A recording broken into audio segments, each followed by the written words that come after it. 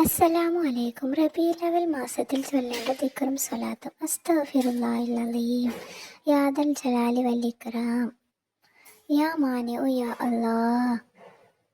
യാ ഫത്താഹു യാ റസാഖു യാ കരീമു യാ വഹാബ്. അസ്സലാത്തു വസ്സലാമു അലൈക യാ റസൂലുള്ളാഹ്. അല്ലാഹുമ്മ സ്വല്ലി വസല്ലിം അലാ സയ്യിദിനാ മുഹമ്മദിൻ ഖദല്ലാഖത്ത് ഹീലതി അദറക്നി യാ റസൂലുള്ളാഹ്. അൽഹംദുലില്ലാഹി റബ്ബിൽ ആലമീൻ. പരമകാരുണ്യവാനായ തമ്പുരാനെ, ഞങ്ങളുടെ എല്ലാ ഇടങ്ങേറുകളും ഞങ്ങളുടെ എല്ലാ പ്രയാസങ്ങളും നീ മാറ്റിത്തരണേ തമ്പുരാനെ. പടച്ചിറപ്പെ, കടങ്ങൾ കൊണ്ട് ബുദ്ധിമുട്ടുന്നവരുണ്ട്. എല്ലാ കടങ്ങളും നീ വീട്ടിത്തരണേ നാഥ.